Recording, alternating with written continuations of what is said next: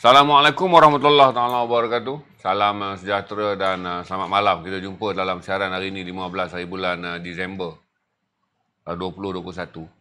2022. Kita sambung siri daripada semalam. Kalau semalam kita ada 3 sesi storytelling daripada SAK, Syarif Abdul Kadir, mengenai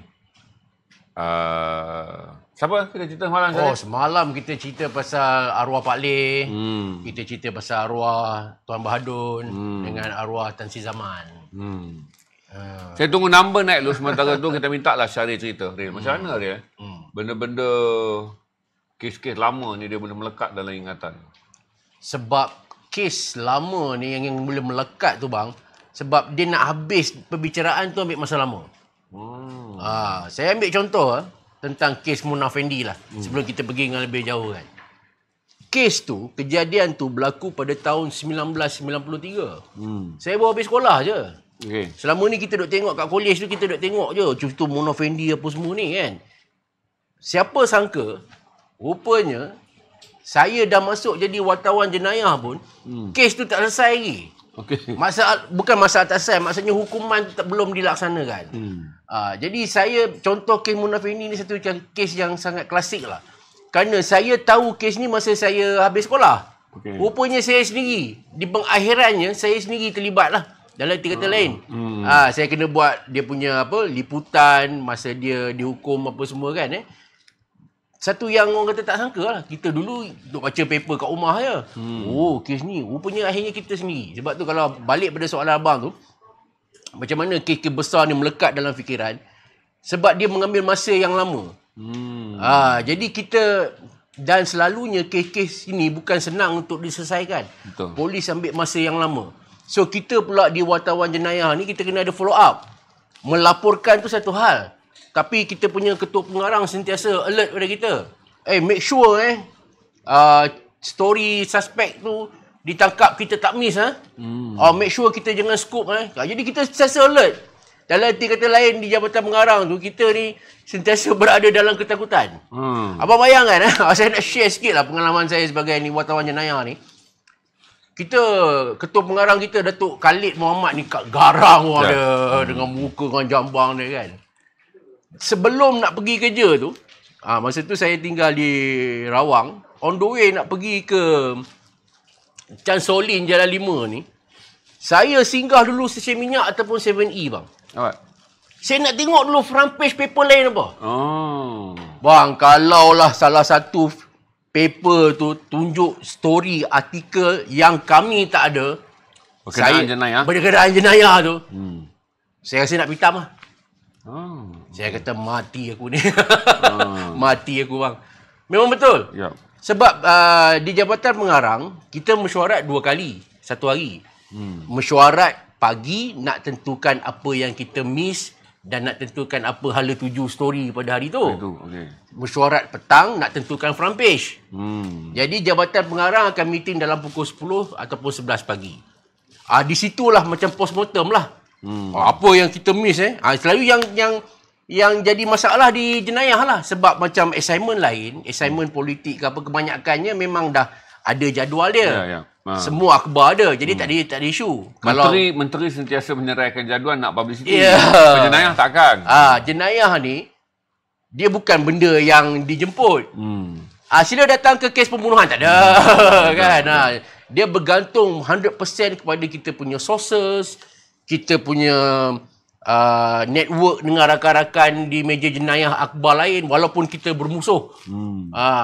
Kita ni bersaing, tapi pada masa yang sama kita terpaksa bekerjasama. Contoh, walaupun ketika tu utusan bersaing hebat dengan berita harian The Star apa semua, sebab masing-masing nak dapat berita-berita eksklusif. Tapi sebenarnya kami antara satu wartawan di organisasi dengan satu, kami baik. Sebab kami tahu kami tidak boleh bekerja sendiri. Mana mungkin kita boleh tahu semua. Betul. Hari ni awak kena dengan dia. Besok dia dapat berita, okey. Dia kena dengan awak pula. Dia kena dengan kita pula. Okay. Jadi kita faham, kita at the end of the day kita kena profesional lah. Kalau dia betul-betul ada eksklusif yang kita tak ada, kita nak buat macam mana kan. Tapi kita tak boleh dalam kes-kes besar kes pembunuhan melibatkan personaliti ke ahli politik ke kes rompakan juta-juta pun ni, kita tidak boleh tidak ada tak ada maklumat tu. Apatah lagi kalau akhbar lain ada maklumat, kita pula miss maklumat tu. Sampai pernah kena ada tindakan tata tertib. Maki hamu ni jangan cerita lah. Ya, faham. Kita kan dalam jabatan pengarang ni kita dilatih disiplin yang begitulah. Kan Lepas tu kawan-kawan wartawan pun sama juga. Yang meja lain ni, yang meja am lah, meja foreign kan. Macam miss story ni. Oh, itu pun tekanan. Itu tekanan. Kan? Itu belum lagi di cold storage. Kerjanya menjawab telefon je. Bayang meja jabatan pengarang tu panjang tuan-tuan. Pada hari anda di cold storage, wartawan-wartawan lain diberi arahan untuk tidak menjawab telefon. Kecuali orang yang kena cold storage. Jadi dia berlari. Hari tu dia adalah pion yang hanya menjawab panggilan telefon sebagai denda kerana kecuaian hilang berita. Kalau sekarang kalau buat tuan-tuan, generasi sekarang akan report kepada Akta Buruh. Zaman dulu tuan-tuan, kadang-kadang kita kena merayu. Bos, janganlah maki, mak ayah saya tak kerja sini. Macam tu. Saya fikir kata saya sempat sebab ketika saya masuk ke utusan Khalid Muhammad, Datuk Khalid Muhammad adalah timbalan ketua pengarang. Yang terkenal dengan jelingan yang tajam. Dan pada satu hari dia lupa hari Sabtu dia. Dia tak tahu hari tu hari Sabtu. Okey. Jadi saya hari Sabtu kan kita pakaian bebas. Bebas hari Sabtu. lah. Saya pun pakailah baju corak batik-batik Terengganu ni.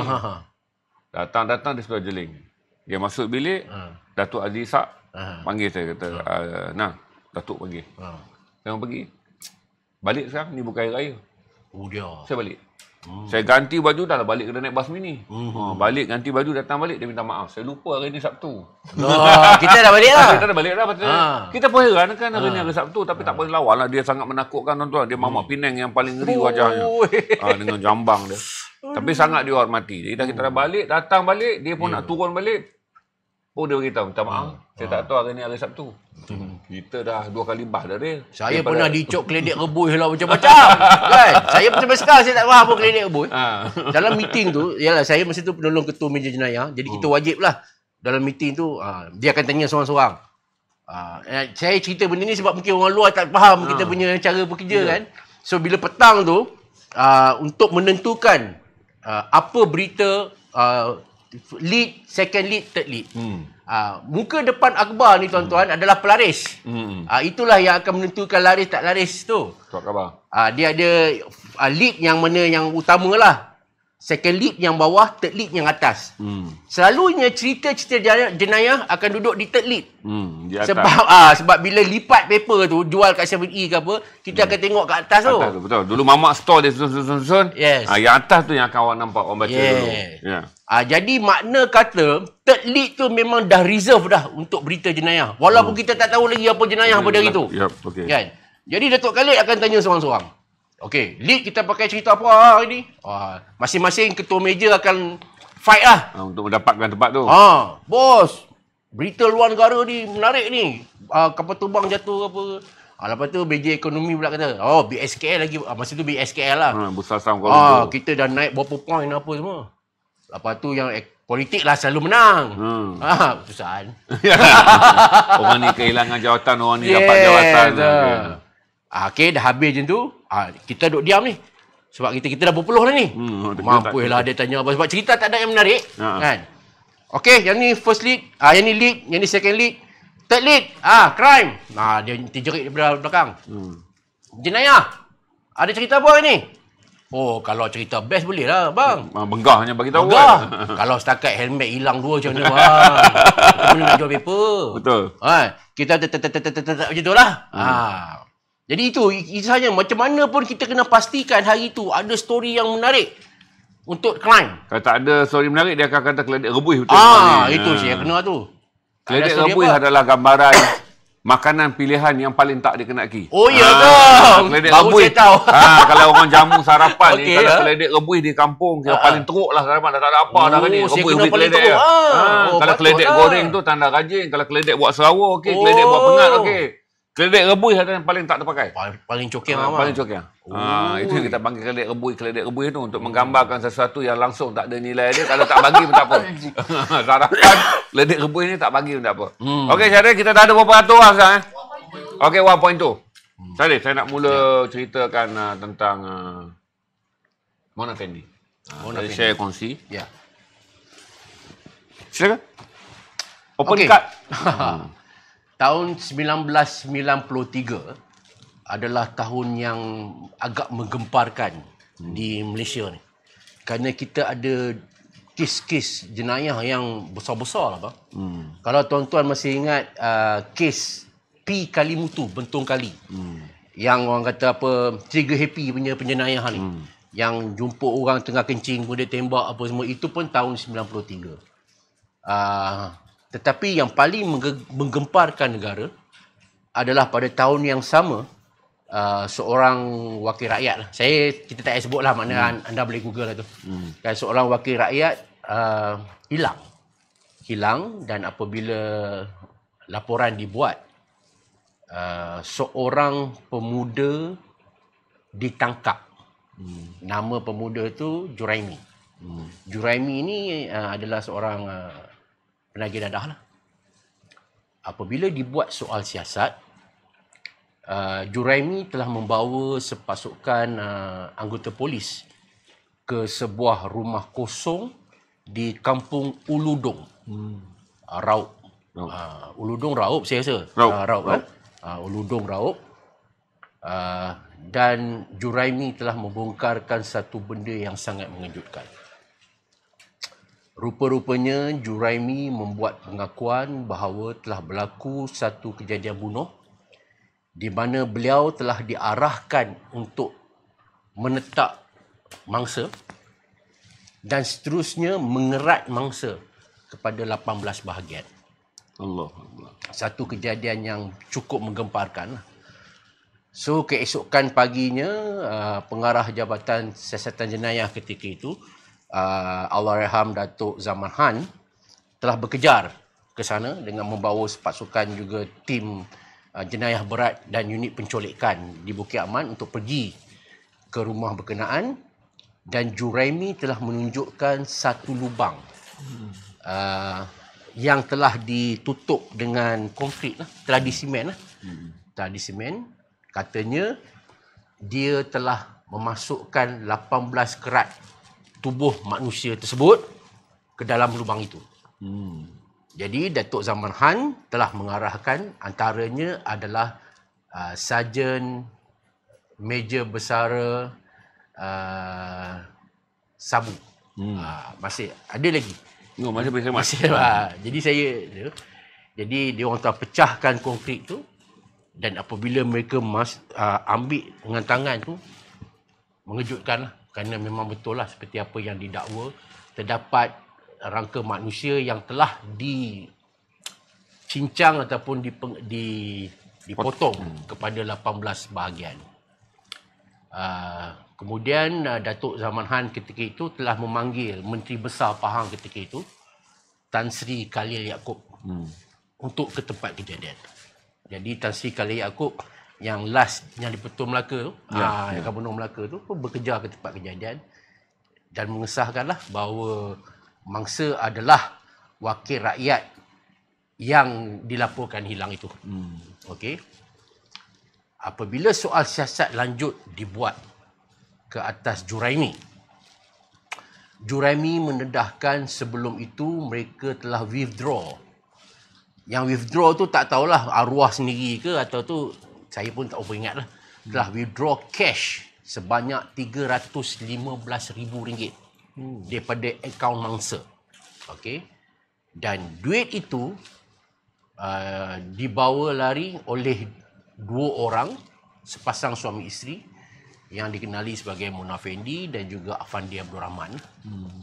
Apabila dapat saja maklumat itu, satu pasukan khas telah ditubuhkan untuk memburu dua orang inilah, iaitu Mona Fendi dan juga Afandi lah, suaminya. So siasatan lanjut dibuat dan berjaya mengesan satu pembelian kereta Mercedes yang dibuat secara cash. Okey.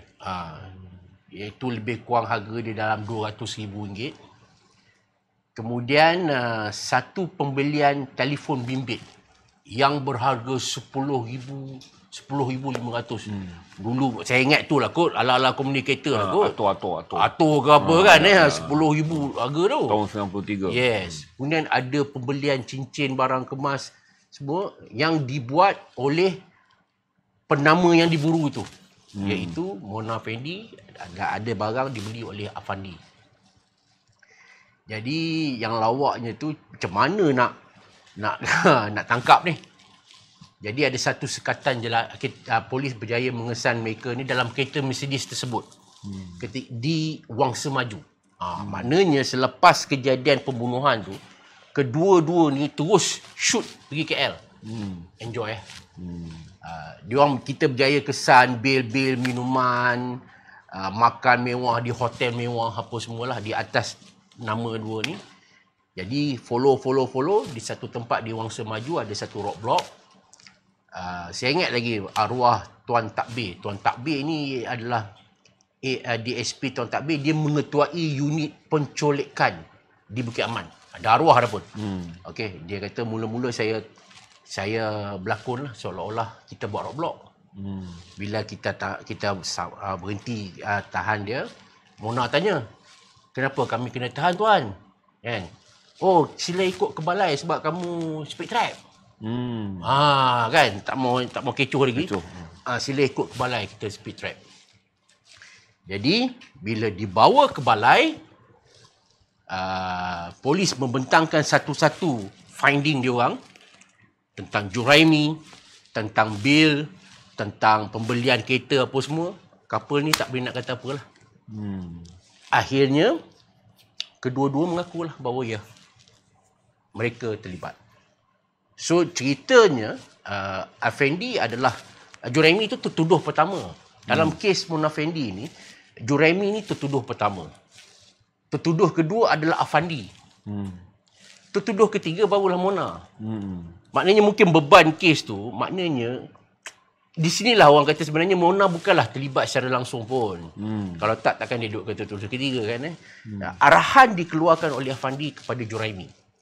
Afandi yang keluarkan arahan, Juraimi lah yang buat execution tu. Siasatan menunjukkan bahawa ini adalah suami ketiga arwah Mona Fendi. Mona Fendi ni tuan-tuan, kalau ramai dah tahu kot, dia adalah seorang bekas penyanyi. Betul. Yang pernah buat album, dah pernah bertanding di muzik-muzik pun. Saya rasa sampai sekarang kat YouTube masih ada. Kalau search Mona Fendi muzik-muzik tu ada je tu keluar. Tetapi difahamkan apabila album dia tak berapa nak jalan. Kan masa tu zaman Zaitun Samion lah apalah kan. Compete susah lah. Jadi dia mengambil keputusan untuk tidak aktif lagi dalam bidang nyanyian. Dia masuk ke bidang yelah kosmetik lah apalah, termasuklah bidang perubatan tradisional ni. Ini kerana Fandi tu difahamkan pernah menuntut di Indonesia. Dia pandailah ilmu-ilmu ni. Jadi diorang share together. Kelebihan Mona pula marketing. Sebab dia kenal ahli-ahli politik, artis-artis. Cantik sangat lah tu. Kan, mana-mana artis nak buat susuk ke apa lah kan macam tu. Jadi Afandi ni macam ni lah. Jadi dalam kes wakil rakyat tersebut, dua pasangan ni telah berjanji kepada mangsa bahawa mereka boleh mewujudkan wang tambahan, menggandakan wang. Ketika itu nak pilihan raya. Kan? Tapi dengan syarat dia punya yuran lah ataupun charge dia 300,000. Tapi dia orang janji boleh dapat lebih banyak. Jadi itulah kita jumpa daripada 300,000 lah. Bila dia orang tahu bahawa duit dah dapat, dia orang tahu dia orang tak boleh fulfill apa yang dijanjikan. So the best way is dan untuk menyembunyikan bukti, itu yang Juraimi ditugaskan untuk mengerat tubuh mangsa kepada 18 bahagian. Dah masuk lebih kurang 6 kaki bang. Tanam. Lepas tu apa pula dengan konkrit apa semua. Jadi itu saya kata yang menariknya, saya semua tu kejadian tu ketika saya baru habis sekolah. Saya tak tahu pun saya akan jadi wartawan. Itulah ditakdirkan Tuhan. Tak lama selepas tu saya berjaya jadi wartawan jenayah dan saya cover lah kes tu. Daripada seorang yang hanya membaca kat rumah, akhirnya saya sendiri terjebak. Sehinggalah pada tahun 2001, ketika saya sedang bertugas di meja jenayah, kita dapat satu fax. Dulu fax lah, tak ada email kan. Fax, cek. Tuan-tuan dan perempuan, suatu ketika dulu, Jabatan Penjara Malaysia akan mengeluarkan satu statement. Kalau ada mana-mana penjenayah ataupun pelaku jenayah yang menjalani hukuman gantung. Sekarang dah tak ada dah. Contohnya, pagi ini Jabatan Penjara Malaysia telah melaksanakan hukuman gantung kepada simpulan. Pagi tu saya kerja pagi. Dapatlah satu fax. Bila baca, Mona Fendi. Tetapi kita dapat pukul 8 pagi. Hukuman dijalankan pada pagi Jumaat. Tuan-tuan dan perempuan, mungkin ramai yang tak tahulah, hukuman gantung ni penjara akan lakukan selepas subuh tiap-tiap hari Jumaat. Oh, bukan sebarang hari ya? Tak. Benda tu bukanlah kata undang-undang ke apa, tapi dah jadi orang kata dah jadi amalan. Jadi mungkin mengambil kira hari mulia penghujung segala hari itu kan. Jadi hukuman gantung dijalankan pada selepas subuh. Jadi bila kita dapat berita tu, maknanya alamak kan, kita tak sempat lah nak standby ke apa. Jadi kita pun ada hantar wartawan kita, rupanya selepas malam sebelum nak gantung tu dah ada roadblock habis dah kat Sungai Jeluk tu. Rupanya memang satu amalan juga. Kalau satu-satu hukuman gantung tu nak dijalankan pagi tu, penjara akan pastikan keselamatan. Takutlah kalau ada last minute attempt untuk menyelamatkan apa kan. Jadi kita ikut sampai ke bumi lah. Di Sungai Kantan, tanah perkuburan Sungai Kantan, penjara Kajang. Itu basically bang, cerita tentang Mona Fendi tu. Macam mana kemudiannya fokus hilang pada Juraimi dan tertumpu pada Mona Fendi? Ini menarik, soalan ni best. Dia jadi yang menarik ni kisah pembunuhan ni. Bukan menarik macam mana lah, tak baik pula kata menarik. Tapi yang menyebabkan menjadi tumpuan adalah kerana personality Mona tu sendiri. Mona ni tuan-tuan dan perempuan, dia cukup jaga penampilan dia ketika hadir ke mahkamah. Dulu kita tak ada sangat amalan pakai baju oren, baju kelabu, baju apa ni. Maknanya pesalah tu, OKT tu dia boleh pakai pakaian apa yang dia nak lah. Jadi setiap kali bila hadir ke mahkamah di Pahang tu, di Raub tu, bang, dia betul-betul glamorous lah. Betul-betul flamboyant lah istilah dia.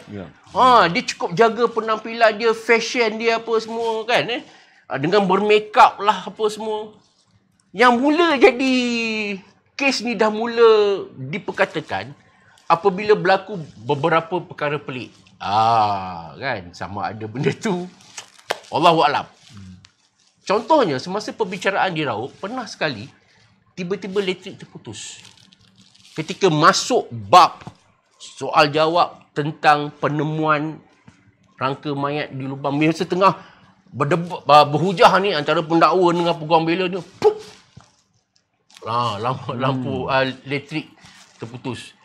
Jadi abang bayangkanlah, orang dah lah ramai kat mana, bila dia sampai kes tu kan jadi sebutan satu negara. Yang daripada KL pun turun nak tengok kes tu. Jadi bila jadi macam ni, mulalah. Ni ada satu magic. Verbal viral. Kan, verbal viral. Yes. Ada kalanya dan benda tu bukan berlaku sekali. 2-3 kali bila berlaku benda-benda, bila sebut dia bab-bab tu, akan jadi perkara aneh di mahkamah. Sama ada dia betul-betul ataupun kebetulan, wallahualam. Cerita tu orang kata berleluasa menjadi viral lah. Dulu tak adalah istilah viral. Diperkatakan wahai Akbar tak tulis pun. Akbar paling kuat pun dia tulis ni je. Perbicaraan terpaksa ditangguhkan kerana berlaku lintas-pintas. Takat tu je. Tapi orang punya tafsir ni bang macam-macam. Dah mulalah mulut ke mulut. Habis cerita di Mahkamah Tinggi ni, Dia didapati bersalah. Okey, didapati bersalah, dijatuhkan hukuman gantung sampai mati. Tapi mereka membuat rayuan di mahkamah yang lebih tinggi. Pindah pula ke court Mahkamah Persekutuan. Yes, ke KL ni. Bila kat KL lagi ramai lah reporter apa semua. Kemudian yang menariknya lagi, selain daripada dia sangat seorang yang fashionable, dia sangat ramah dengan tim media ni. Ya. Saya jumpa wartawan-wartawan otai yang cover, kita wartawan jenayah tak cover. Kita jumpa, bila kita jumpa mahkamah, wartawan mahkamah balik, macam mana tadi Tuan-tuan kena ingat, wartawan jenayah membuat liputan di tempat kejadian jenayah. Bila berlaku perbicaraan, dia ada wartawan lain pula dipanggil sebagai wartawan mahkamah. Jadi dia sepupu tetapi berbeza bidang tugas. Okey. Jadi bila kita balik, dia orang bercerita. Dia orang kata real, dia orang tak pernah jumpa seorang OKT yang begitu peramah. Mesra media. Mesra media. Pandai berposing. Pandai posing. Dia siap akan posing dan tanya cukup tak gambar untuk hari Yes. Bila dia turun je daripada Black Maria tu, dia jumpalah fotografer ni. Assalamualaikum. Apa khabar? Yang dua orang ni tak ada lah. Muka pucat lesi lah kan. Tapi yang arwah ni, yang Mona Fendi ni, dia cukup mesra dengan. Dan selalunya wartawan mahkamah ni wartawan yang sama saja. Terutama kalau dia cover kes, katalah arwah Kak Kamariah. Dia kan ketua meja mahkamah yang cover kes-kes Mona Fendi. Jadi selalunya dia lah yang akan buat daripada mula sampai habis. Arwah Kak Kamariah ni bercerita dengan saya. Dia punya mesra, dia punya senyuman, dia tegur apa semua. Jadi dia orang selesa dengan dia. Dan kehadiran dia tu sentiasa dinanti di mahkamah. Dan dia, sampai kadang-kadang dia orang berteka-teki pula. Hari ni Mona pakai baju apa warna apa sampai macam tu. Kan seronok dengan kereta Mona ni. Kadang lepas tu fotografer pula pandai ambil angle kan. Lepas tu kadang-kadang ada angle dia senyum dengan suami dia. Dia orang mahkamah, arwah Mona Fendi ni mahkamah penjara wanita. Yang dua orang lagi suami dia penjara lelaki. Tapi sebelah-sebelah. Penjara wanita Kajang dengan penjara lelaki Kajang ni sebelah-menyebelah je. Tapi tetap tak jumpa kan? Tak jumpa lah. The only way dia orang boleh jumpa masa court lah. Jadi masa court lah baru berjumpa bertiga ni. Jadi kadang-kadang bila turun tu, Mona senyum dengan suami dia. Dia Assalamualaikum bang. Jadi macam tu. Very lovely couple. Kan itu masa tu bang. Kamera macam perlu lah. Ada gambar dia tengah senyum. Ada gambar husband dia pula senyum dekat dia. Jadi cerita tu dah ditarik di luar dah bab jenayah ni. Sebab dah tak ada orang lain dah. Tentu dia kan. Jadi wartawan lebih tertarik cerita-cerita side dia ni. Dan editor pun katanya side story apa? Side story itu adalah color story. Di mana kita hari tu akan orang naikkan story pertama kali mendengar perkataan I love you. Kerana salah satu daripada kata-kata manis yang selalu diucapkan Mona Fendi ni, I love you all, I love you all. Kepada semua wartawan, semua juru foto apabila nak pulang, I love you all, I love you all. Jadi saya masih ingat, itulah tagline yang pernah juga dijadikan tajuk. Yang menyebabkan semua orang lepas tu akan menganggap bahawa itu adalah tagline Mona Fendi apabila keluar dan akan naik ke Black Maria meninggalkan mahkamah. Ril, nak tanya lagi satu, Ril. Apakah daripada pencerita, kemudian saya ada jumpa dengan ramai pegawai polis yang menjalankan siasat. Jadi cerita yang saya ada kumpulkan ni, insinya adalah pegawai penyiasatnya, Datuk Zaman Khannya, sampai tukang gantung dia pun tukang gantungnya semua saya ada jumpa. Jadi ini adalah rangkuman walaupun Syaril tiba kemudian dalam dunia media tahun 98, iaitu 5 tahun selepas Mona Fendi. Tapi Saleh membuat banyak laporan kemudiannya dengan menemu bual semua. Revisit balik. Daripada OCPD, ketua balai, pegawai penyiasat, pengarah, orang yang tangkap, orang yang dakwa, semua Syaril dah jumpa. Saya tanya Ril, apakah mereka ini pembunuh bersiri? Okey. Lanjutan daripada siasatan itu, pihak polis percaya bahawa ini bukanlah kali pertama ketiga-tiga mereka ini terlibat dalam kes pembunuhan. Apatah lagi mengetahui bahawa Effendi pernah menuntut ilmu perubatan ni, perbomohan ni. Lanjutan daripada itu ada beberapa pembunuhan lain yang dipercayai mempunyai kaitan dengan ketiga-tiga mereka ini. Antaranya adalah beberapa orang wanita di mana tengkorak mereka dijumpai di rumah sewa bekas pasangan ni. Mona dengan Effendi ni dia pindah dah. So Berpindah rendah. Ya, So dia ada banyak rumah. Banyak rumah. Jadi polis pergi balik ke rumah yang pernah mereka sewa tu. Ya betul, ada dijumpai tengkorak, ada jumpai tulang. Jadi polis percaya tak banyak sikit dia mempunyai kaitan. Tapi sebab masa tu dah sibuk dah dengan kes arwah ni, jadi maknanya fokus pada kes tu lah. Kerana satu kes sudah cukup untuk membuat hukuman gantung. Dan lepas tu kalau buka lagi banyak kes akan menyebabkan lebih banyak orang terlibat dan lebih banyak. Tapi saya rasa bahawa walaupun tiada kata putus, kita tak boleh buat kata putus kerana tiada pertubuhan buat di mahkamah dan tiada kenyataan yang dibuatkan oleh mahkamah. Kecuali Syahri menggunakan perkataan secara yang perundangan tu boleh disebut dipercayai mempunyai kaitan. Itu saja. Jadi pada mereka yang bertanya soalan tentang 3 kes yang berasingan. Berdasarkan daripada fakta mahkamah, berdasarkan dari fakta kes, sebab dia tak ada fakta mahkamah, berdasarkan fakta kes. Polis hanya menyebut dipercayai ada kaitan kerana tiada laporan siasatan yang dibuka dan tiada pertubuhan tambahan dibuat di mahkamah kecuali dengan kes pembunuhan di Kampung Ulu Dong, Raub. Itu yang itu boleh kita jawab. Jadi artinya walaupun tak boleh buat kesimpulan, tapi perkataannya dalam kes pembunuhan di Wakil Rakyat di Ulu Dong tu sah kerana mahkamah memutuskan dan itulah hukuman. Manakala di rumah-rumah sewa ditemui juga mangsa-mangsa yang lain. Dia anggap soft jugalah. Dia anggap soft secara teknikal. Yes. Berarti kita boleh sebut secara tidak langsung juga boleh dikaitkan dengan pembunuhan bersiri. Ya.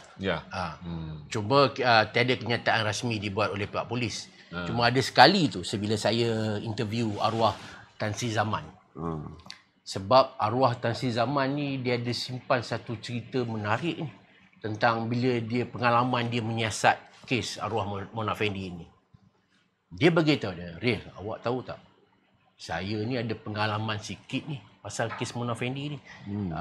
Zaman Han turut diingati dengan kes ni apabila keluar di muka hadapan akhbar, dia memegang rangka, dia duduk dekat tepi dia, Tan Sri Khalil, dengan tajuk besar mayat YB ni ditemui. Jadi semua perhatian tertumpu pada beliau lah. Jadi bila orang kata bila kes Mona Effendi ni orang akan ingat Zaman Han. Bila kes Mona Effendi ni orang akan ingat Zaman Han. Satu hari tu bila saya duduk di rumah Zaman Han, kami minum kopi 2, saya tanyalah, "Tan Sri, saya macam-macam cerita ni tentang kes Mona Effendi ni. Dia mistik dia lah apalah. Cuba Tan Sri cerita, ada ke pengalaman-pengalaman tu? Ni kita duduk dengar cerita kedai kopi ni." Dia kata lillahi ta'ala, dia kata pada satu hari ketika dia sedang menjalankan siasatan di rumah tersebut, selepas siasatan tu dia kata dia dikhendaki berkhusus di Siberia. Jauh kan, Rusia tu. Khusus di Siberia dia kata kan. Tak pernah terfikir pula pergi sampai Siberia dia kata kan. Jadi dia pun pergi ke Siberia. Tiba-tiba ketika sedang berkhusus, dia jatuh sakit. Kaki dia ni bengkak dan dia tak boleh berjalan. Kan? Yang dia tak peliklah, dia kata dia tak pernah berlaku, dia kata kan. Sebab dia tak ada faktor masalah kesihatan. Lepas tu dia minta ihsan daripada Ketua Polis Negara ketika itu, Tan Sri Hani Omar, untuk balik segera ke Kuala Lumpur. Isteri dia dah syak bahawa ini ada kaitan dengan kes Mona Effendi. Sebab beberapa hari sebelum tu dia pergi ke rumah tersebut. Ini rumah bukan di Ulu Dong Di Ulu Dong. Di Ulu Dong. Okey. Jadi isteri dia kata, "Bang, ini mesti ada kaitan dengan kes ni." Tapi Tan Sri dia tak nafik, dia menolak lah, dia kata polis mereka polis fakta, kan, fakta. Dia kata mana Jadi dia tu balik. Balik. Dalam kapal terbang tu lagi dia kata macam nak menjerit punya sakit. Bila pergi ke hospital, doktor pun tak dapat temui apa sakit dia. Cuma doktor kata kemungkinan ada jangkitan pada kaki dia, jangkitan kuman. Lepas makan ubat apa semua, alhamdulillah dia kata seminggu lepas tu beransur pulih. Tetapi dia kata pemandu dia selepas pergi tu memang jatuh sakit, demam-demam dan memang sampai orang kata apa masuk ICU lah tak silap tu. Sampai sekarang jadi misteri. Okey. Kemudian ada satu interview dengan ni best, dengan bekas pengarah penjara, ketua pengarah penjara Ahmad Makdan nama dia.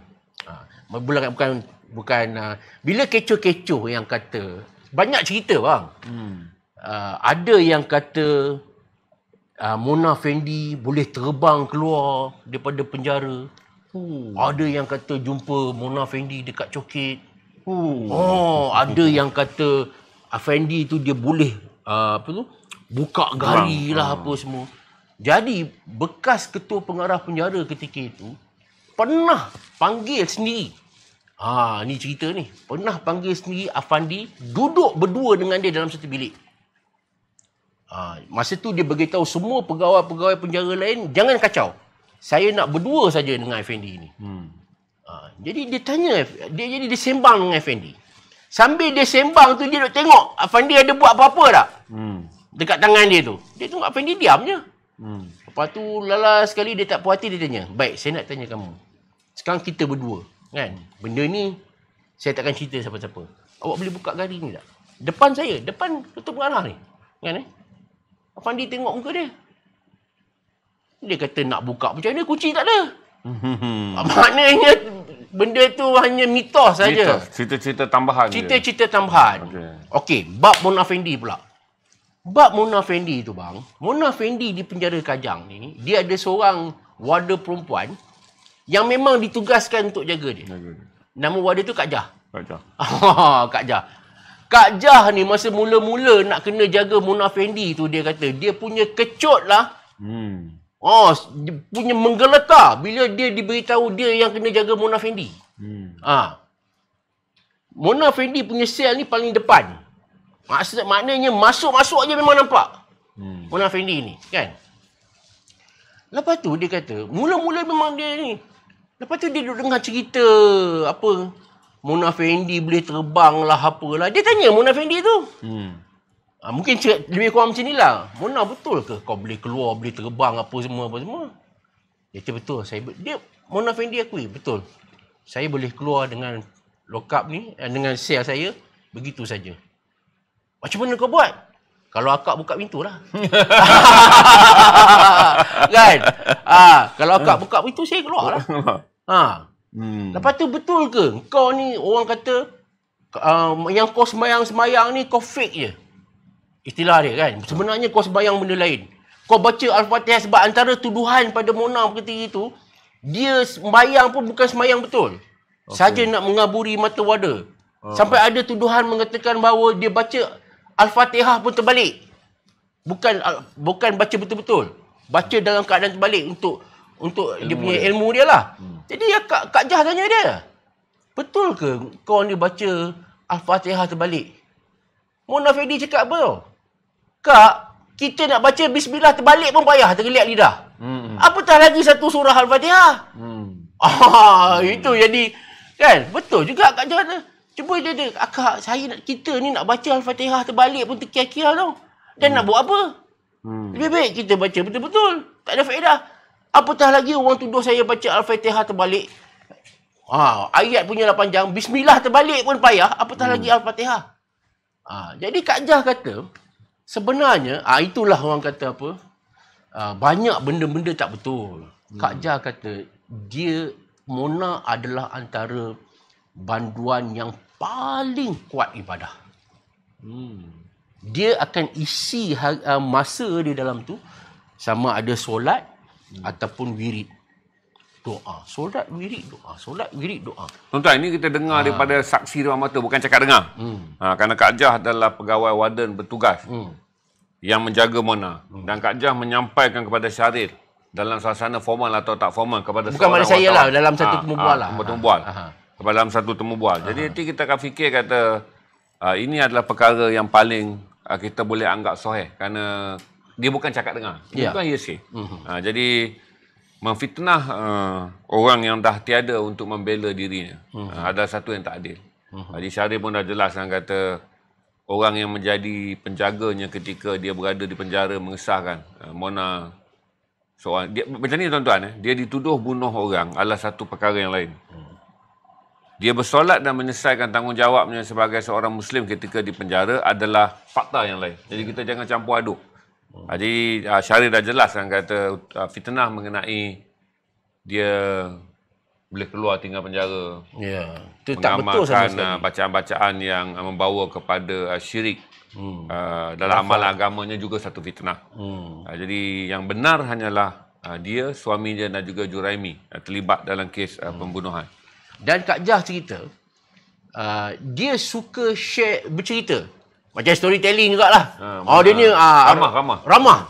Dia suka bercerita. Dan topik yang dia paling suka cerita ialah perempuan, resipi lah. Akak kalau nak masak ni akak ayam ni potong 8 lah macam tu. Bukan potong 18 tu. Rempah tu ni lah, rempah ni apa semua.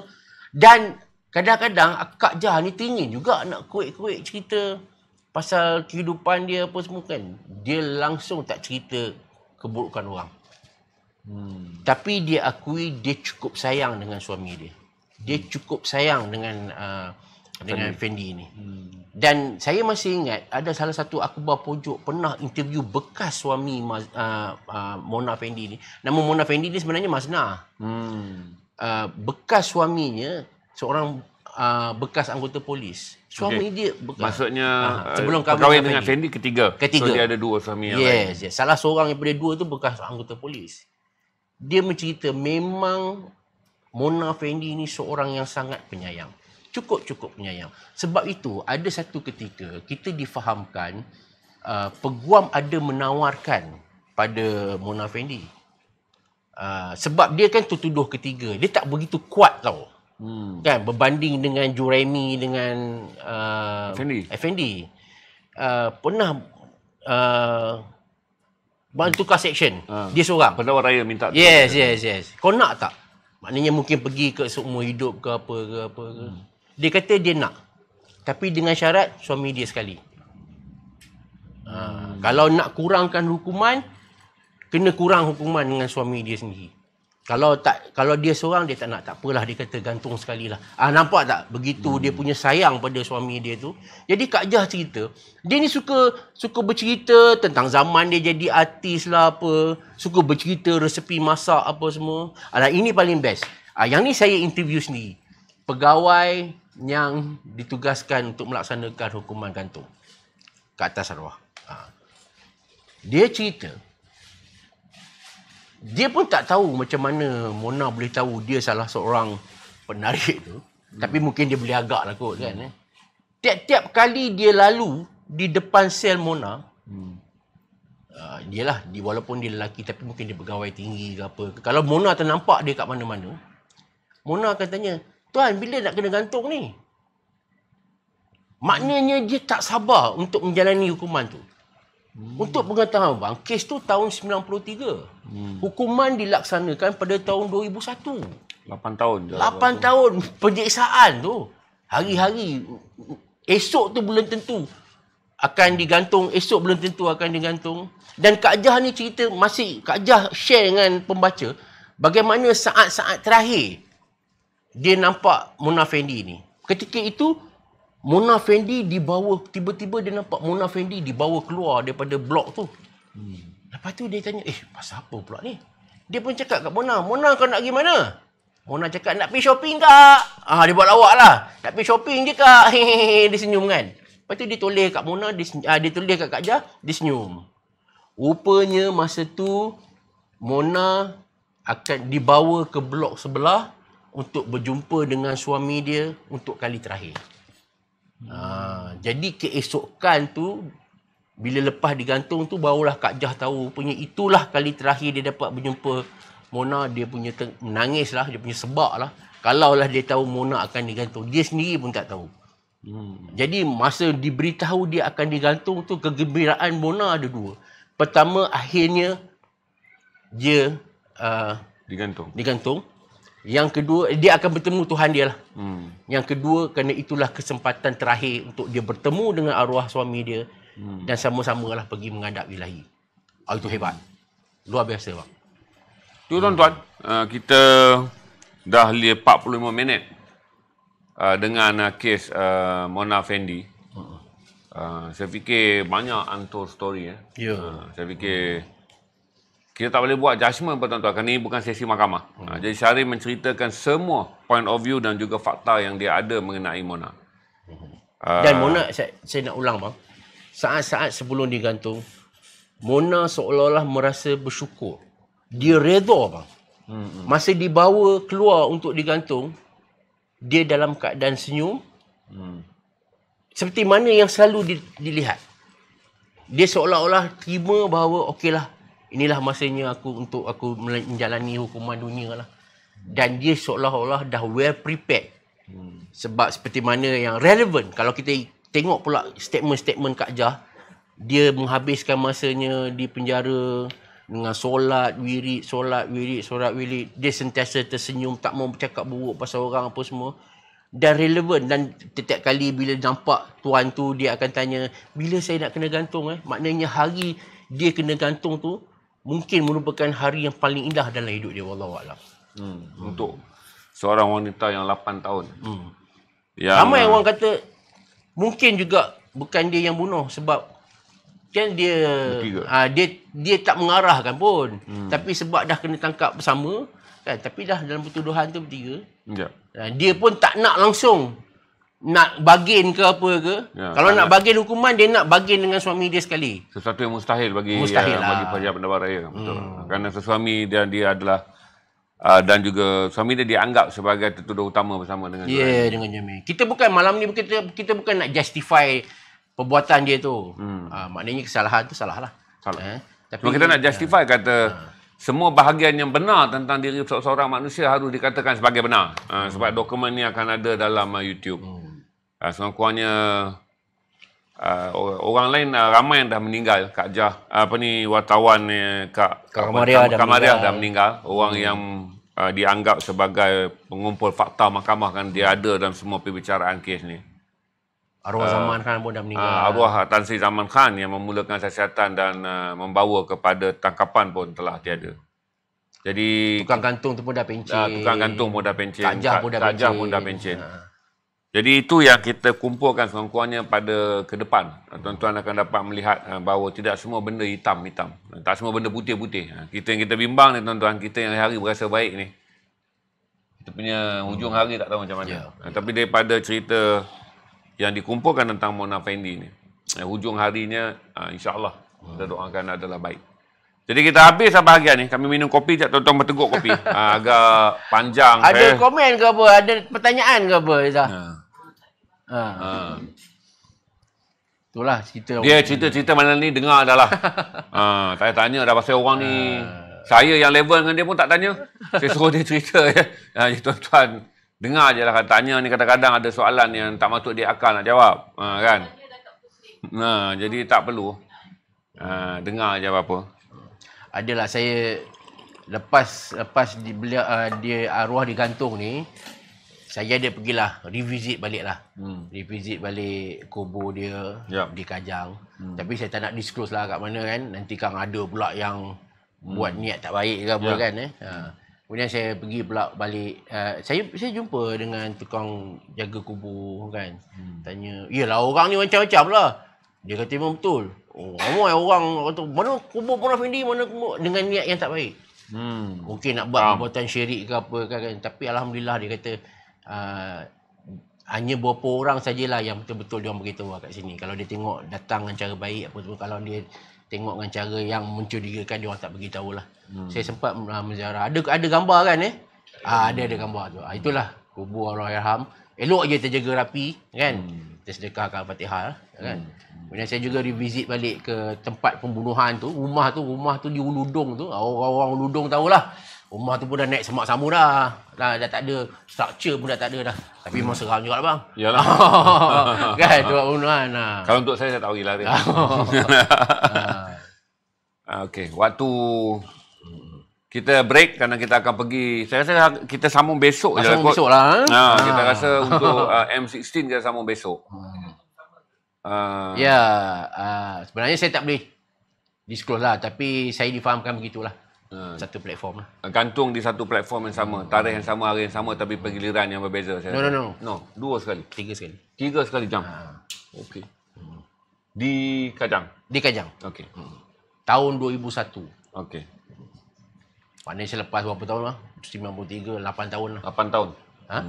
Yalah, 8 tahun perbicaraan. Perbicaraan lama, 8 tahun. Dan kes pun dah berlalu 21 tahun yang lalu. Tapi tak mungkin dilupakan. Yalah. Yang mana baru-baru yang berusia 30-an mungkin anda mendengarnya pada waktu anda bersekolah. Yang mana berusia hampir 50 ataupun berusia 40-an dan 50-an ni atau 60-an sekarang, dia berlaku pada puncak usia anda menonton TV dan juga membaca akhbar. Sebab saya rasa kita perlu ada penjelasan sikit kat sini sebab kita pun risau dengan dunia media sosial ni, benda ni keluar balik, cerita yang bukan-bukan keluar. Ya. Bukanlah kami kata kami nak betulkan jenayah tu apa semua, tapi berdasarkan pengalaman kita dah jumpa sendiri dengan orang yang terlibat apa semua, banyak benda-benda yang disembang tak betul. Cuma nak membetulkan tuduhan fitnah terutamanya. Macam saya kata tadi, seorang yang didapati bersalah di mahkamah, selesailah kesalahannya pada tuduhannya. Tapi tak semua bencinya kita hitamkan.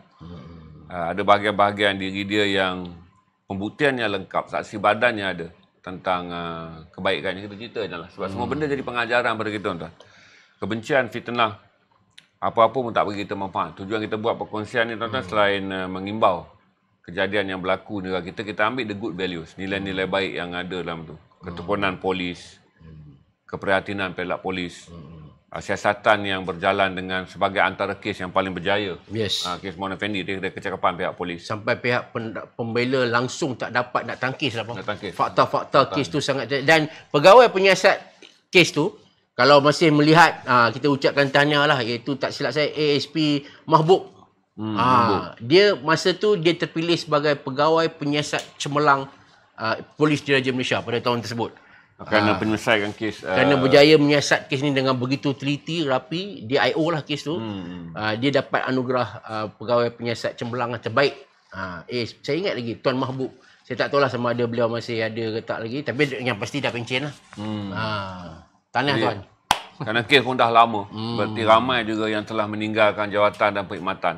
Jadi kita rakamkanlah untuk kita letak di YouTube dan tuan-tuan malam ni. Berapa ribu orang malam ni ada ni? 2.6 yang menonton tadi. Dan saya rasa kita pun kena bagi orang kata sedekah Fatihah pada mangsa lah pembunuhan ni.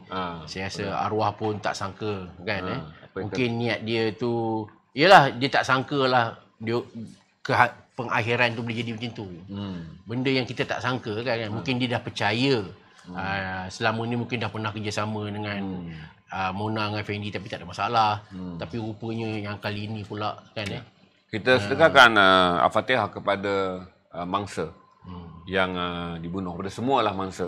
Juga semoga semua orang mendapat rahmat Allah dalam kerana semua ini telah tiada meninggalkan kita. Mangsa yang pertama dan mangsa yang kemudian dikaitkan kepada orang terlibat juga.